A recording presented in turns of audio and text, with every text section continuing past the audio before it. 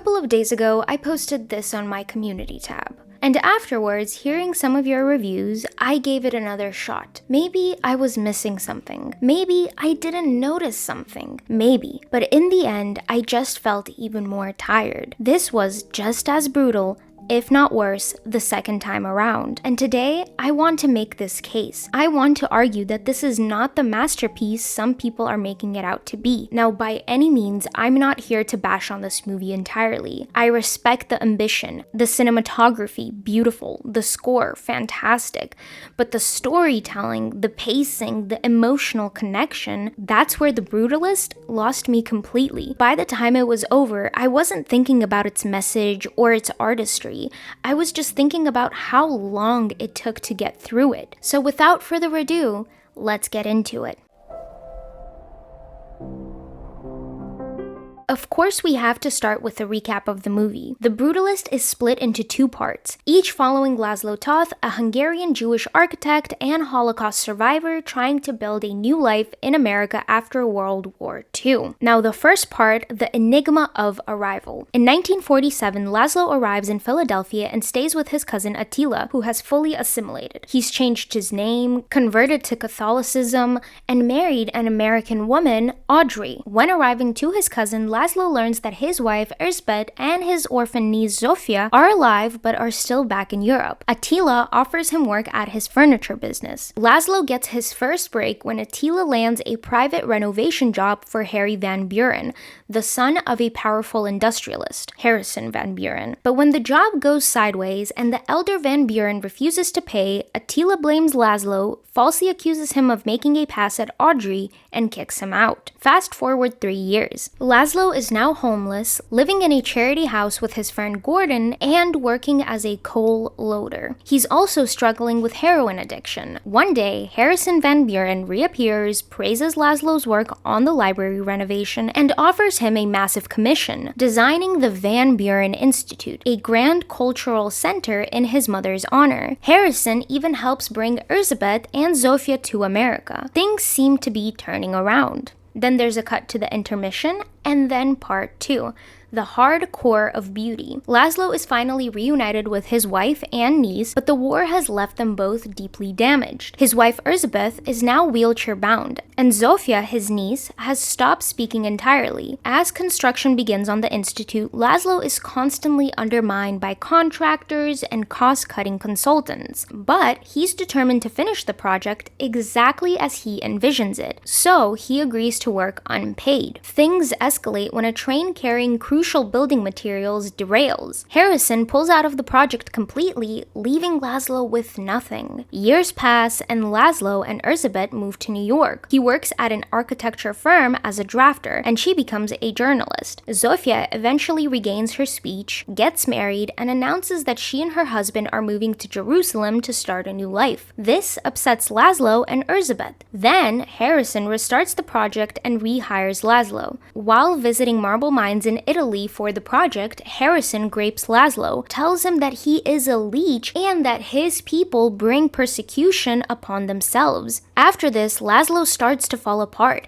He gets angry, fires his workers, and pushes everyone away. Laszlo later gives his wife Erzsébet heroin to help her with her pain, almost killing her. Realizing they need to leave, Erzsébet suggests they move to Jerusalem to be with Zofia, and Laszlo, completely defeated, agrees. But before they go, Erzsébet publicly accuses Harrison of assault at an event. His son, Harry, throws her out, and soon after, Harrison mysteriously disappears. Now it's 1980. Erzsébet has passed away, and Laszlo is now an old man. At an exhibition in Venice, Zofia gives a speech about his work, revealing that he secretly designed parts of the Van Buren Institute to look like the concentration camps where he and his family were held. It was his way of dealing with the past. Zofia ends with a quote from Laszlo. No matter what the authors try and sell you, it is the destination, not the journey. And that's how the movie ends. Now, after that recap, let's talk about what The Brutalist actually got right.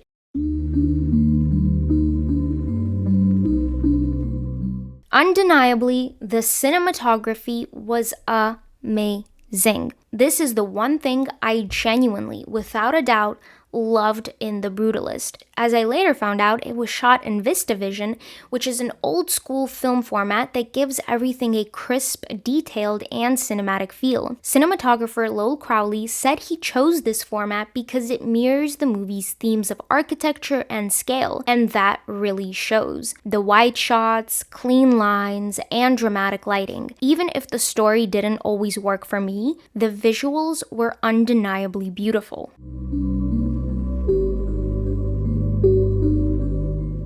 I'll give credit where it's due. The Brutalist starts off strong. The first part of the movie does a great job of setting up Laszlo's struggles as an immigrant trying to build a life in post-war America. It's truly compelling because it feels real. You see him dealing with class struggles and running into roadblocks at every turn. His dynamic with his cousin Attila was especially interesting for me. Attila represents assimilation and survival at any cost. He's changed his name, converted to Catholicism, married a white American woman. He's done everything right by American standards. On the other hand, Laszlo refuses to let go of his past or compromise his artistic vision, which makes him harder to work with, but also more principled. Their clash is one of the more organic and engaging parts of the film, and you really feel the tension between choosing survival and staying true to yourself. Then there's Van Buren, the rich, powerful, manipulative industrialist who claims to respect Laszlo's work, but at the same time treats him like a pet project. You're never sure if he genuinely admires Laszlo's talent or just wants to own him. This whole setup feels like it's leading somewhere powerful, like we're going to get a deep,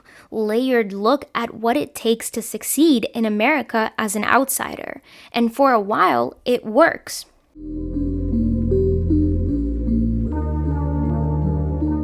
And finally, on paper, The Brutalist has everything it needs to be a powerful movie. It's about power and control, who gets to create, who gets to succeed, and who gets crushed along the way. It's about the cost of ambition, how much a person is willing to sacrifice for their work. It's about the immigrant experience, the struggle of being other, of trying to find belonging in a country that only tolerates you at best. The problem for me is that while the themes were strong, the movie never fully explores these ideas in a satisfying way. For example, the film clearly wants to be a commentary on the American dream, but it never actually challenges it in a meaningful way. We see Laszlo struggle, we see him suffer, but we never really see him question the system itself. If this was supposed to be a critique of capitalism, power, and exploitation, why not actually dig into that conflict? Instead, the movie just keeps showing us misery on repeat. Laszlo being disrespected, ignored, humiliated, and suffering through abuse. But what is it actually saying about these experiences? That America is cruel? That powerful men will always exploit others? That suffering is inevitable? Sure, 100%. Those are valid themes. But without deeper exploration or a new perspective, it just ends up feeling long, bleak, and repetitive. Now, this movie genuinely had the potential to tell a great story, but instead of helping us connect with Laszlo's journey, it just focuses too much on his suffering without giving us too much to care about. Let's move on to what I didn't like about this movie.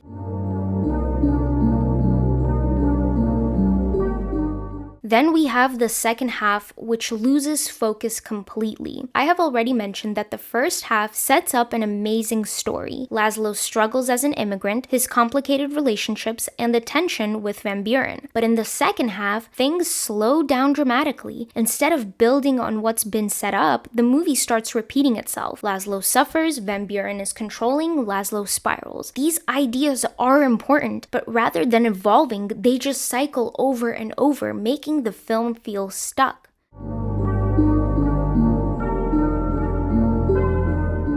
This is what plays to the film being stuck, is the length. At 3.5 hours, this is an extremely long movie. While some other movies justify their length, but The Brutalist has many scenes that could have been trimmed without losing anything important. Instead of adding depth to the second part, the slow pacing made it exhausting to sit through, which for me took away from the emotional impact of the story. I really don't think this movie needed 3.5 hours to tell this story.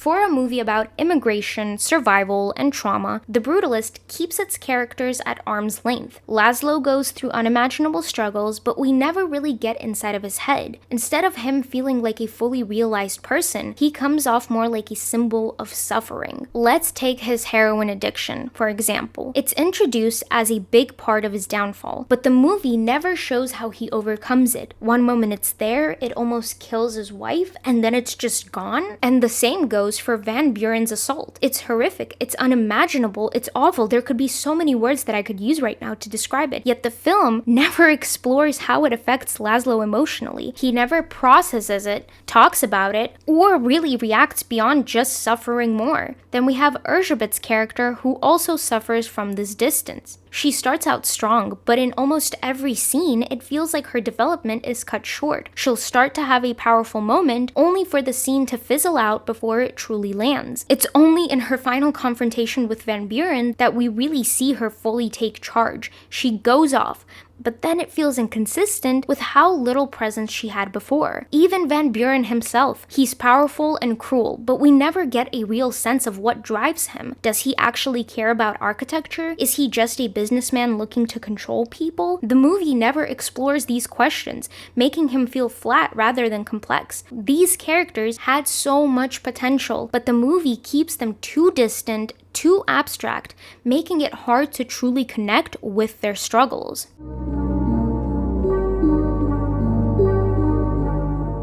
Now, the final thing I would like to mention, for a movie that is so long, a surprising number of plot points feel unfinished. One of them I already mentioned is the heroin plotline. Did he stop using it? It kind of felt like maybe in a way they were foreshadowing that him using heroin would lead to his demise. I don't know what happens to that, and I would like to know because they took the time to show it to us. Then, what happens to Van Buren? He disappears, but there's no real resolution. What happens to him after the accusations? Is he affected by it? Is he not? Where does he disappear? The same thing I can say for Laszlo's wife, because one moment she's there, she has this strong moment with Van Buren, and then she disappears once again. And then we have Laszlo's cousin, Attila. Now we know Laszlo was kicked out from their house. We shouldn't see them anymore, because technically, for Laszlo, they kind of died. But then, his wife comes, Erzsébet, with Zsófia, and they say they're gonna visit Attila. Now, wouldn't you want to show us that? Wouldn't you want to see what Attila says? What Erzsébet says? Then there's Harry's behavior toward Zsófia. It's a very disturbing scene, but where does it lead to? What happened? I want to know. These missing pieces make parts of the movie feel unfinished or underdeveloped, leaving myself with more confusion than closure. As for final thoughts, The Brutalist is a movie that had all the right ingredients, but somewhere along the way, for me, it lost its emotional core. The first half truly sets up something great, but the second half gets stuck in repetition, making the movie feel more like an artistic exercise than a fully engaging story. Now, I totally understand why some people love it. It's ambitious, visually striking, and tackles big ideas. But for me, it just didn't come together in a way that felt satisfying or emotionally resonant. At the end of the day, I really do believe this could have been a powerful film, but instead, it keeps the audience at an arm's length, making it hard to connect with Laszlo's journey in a meaningful way. But hey, that's just my take. If you've watched The Brutalist, let me know. I'd love to hear your thoughts. Did it work for you? Were you as exhausted as I was by the end? Or did you find something in it that I missed? Let's talk about it in the comments. I want to thank everyone for taking the time of day to watch or listen to this video. And now remember, the important thing is to always keep questioning, even me. Till next time.